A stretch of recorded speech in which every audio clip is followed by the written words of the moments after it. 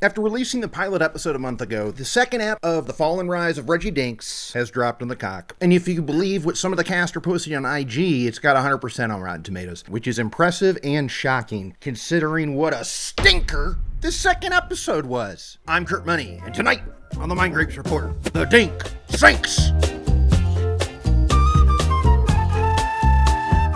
I know I was super high on the pilot, and I stand by that effusive praise. And I, Kurt Money, want you to watch it right now. Please watch this show, and I think the second episode airs February 23rd.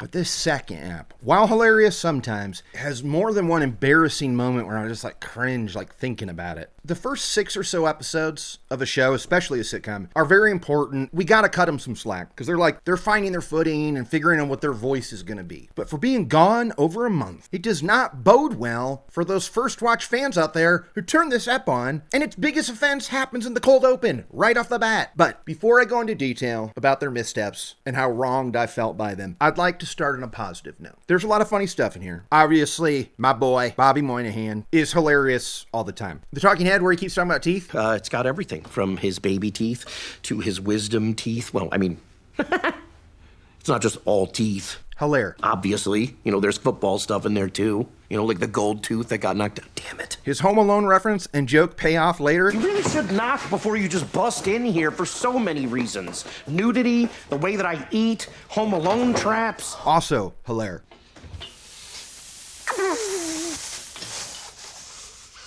Hot doorknob. The runner about him practicing his gym looks to camera. That's a good one.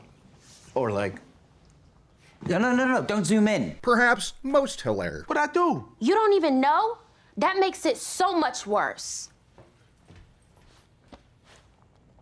Those actually did end up being quite useful. Oh, and there's a part where Bobby Moynihan is I forget his character name, so I'm just going to call him Bobby Moynes. Bobby Moynes is rooting through, the storage of Reggie. They're looking for something, like an old tape of a game. They bust out a VHS tape where they had taped stuff off TV. It says Charles Barkley SNL on the spine. I love this. Now, the dude's hosted 4 times. It doesn't specify which one it is, but I'll bet it's one of these 3, because guess who was in the cast for those seasons? Bobby Moynes, baby. I just rewatched the 2010 one. Didn't have a whole lot to do in the app. He's still pretty early. And I mean, talk about a stacked friggin' cast, okay? He shows up in the last 2. The friggin' scared straight one is so funny. Well, you better close your damn mouth. The Jerry Maguire. You got a wide receiver up in your face talking about show me the money? Because this here is real. Okay, that's Jerry Maguire. Oh my God, the Jerry Maguire stuff. And he won't say show me the money. He'll say blow me for free. Anyway, he's in it. Also, Bobby plays Charles Barkley sometimes on Comedy Bang Bang. It started when he was a guest in 2011 with Jenny Slate, also former SNLer, and they were reminiscing about when Charles Barkley hosted and he was playing a prank on everybody that he was mad at him. During that year, Charles Barkley pranked us. That was pretty scary as well. So, Wait, on the air or? No, in a rehearsal. So yeah, they talk about that, and then later Bobby calls in as Charles Barkley to discuss the prank. I think I got very angry at everybody.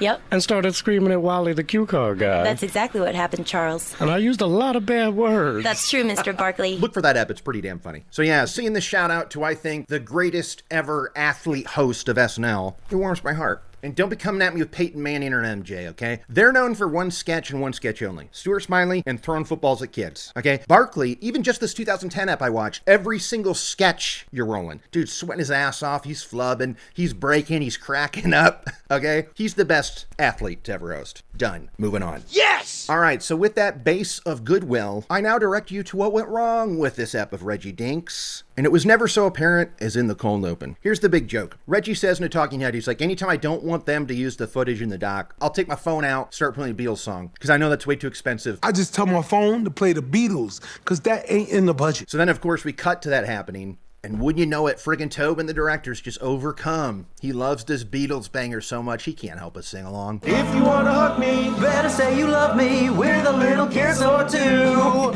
Cute.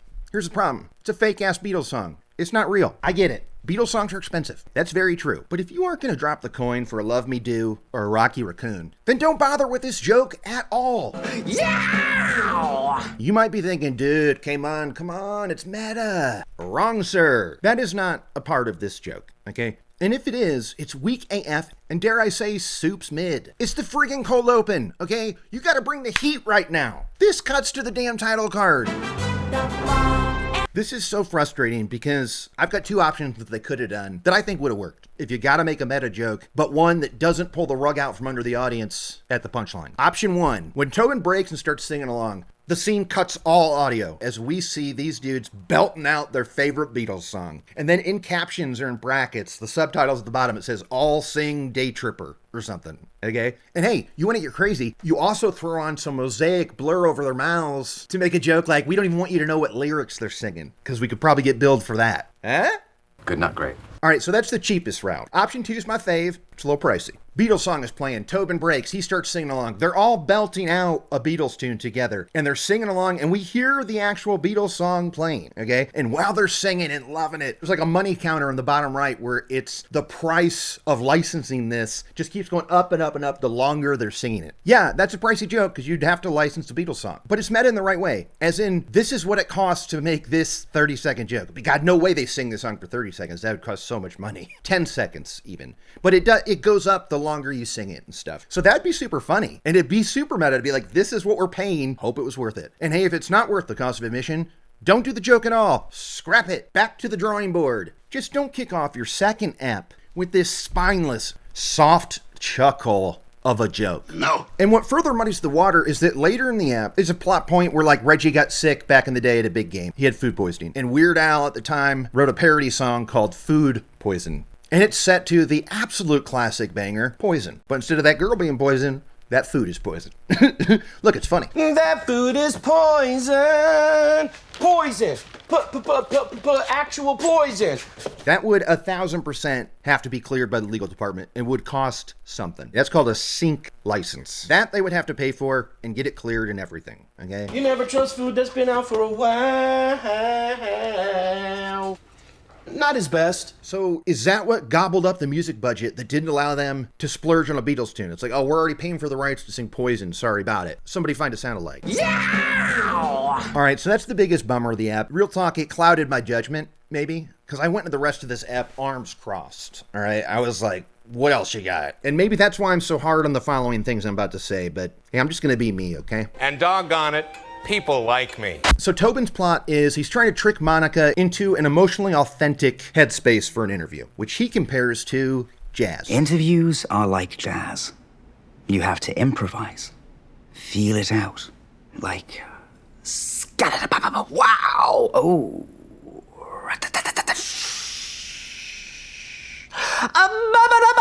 He brings us back throughout the app with some what are meant to be humorous, fake, plain jazz motions, like a... Is that how you play a trumpet or whatever? I mean, he's doing this and... Oh. A boom, boom, boom, boom, boom, boom, boom. Look, if this happened on any other show, I wouldn't hold it against him. Like almost anything that happens on a TV show, the good ones or the bad ones, is some type of trope. Tropes that work and ones that don't. But everything is kind of a trope. I mean, there's a whole website dedicated to them. What's got me up in arms here is that the best version of the X is like jazz joke was done by someone else on this very show 20 years ago. Of course, I'm talking about Tracy Morgan on 30 Rock. I'm an improviser. My acting style is like jazz that you laugh at.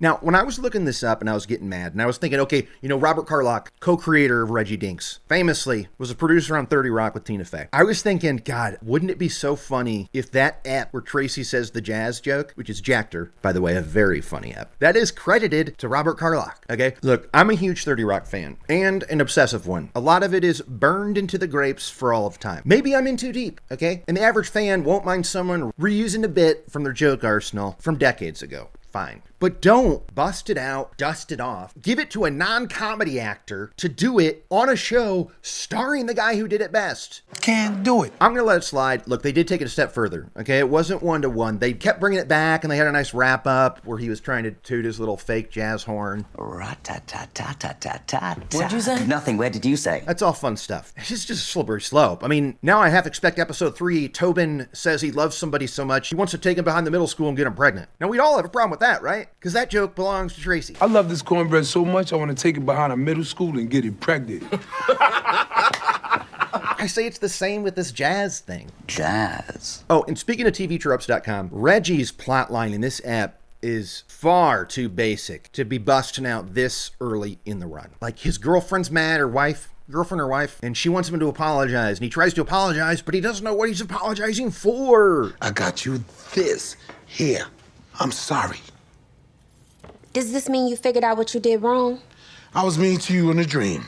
Hijinks ensuing all over the place. What's next? You gonna forget her birthday? Or I know, maybe the son wins the science fair, but then it's revealed that Monica did all the work and he didn't do any of the project himself. Is that gonna happen? Or, better yet, maybe Reggie's older brother comes into town, the one that they famously used to clash, and now that rivalry has reared its ugly head. Maybe that'll happen. Well, actually, that's the Rocks the Boat plotline, which I have been a fan of since seeing it first on Home Improvement, where Tim's old buddy's in town. He wants to party like the old days. One beer and he is gone. Okay. Stay's here! Beer stew? I think played by Christopher McDonald, actually. Where's that Jill? Right here. Anyway, I love that plot line. I've been vocal about that in the past, so you know what? Hey, Reggie Dinks, do some more Rocks the Boat type stuff if you're going to be dipping into tropes. Stop recycling 30 Rock bits. Okay, you used your one up, that's it. And for the love of God, do not mention the Beatles if you don't have the scratch for a needle drop. And that, lunatics, is what's on the Mind Grapes at the Moan. I'm Kurt Money, reminding you to ABB, always be birds and to bit boat.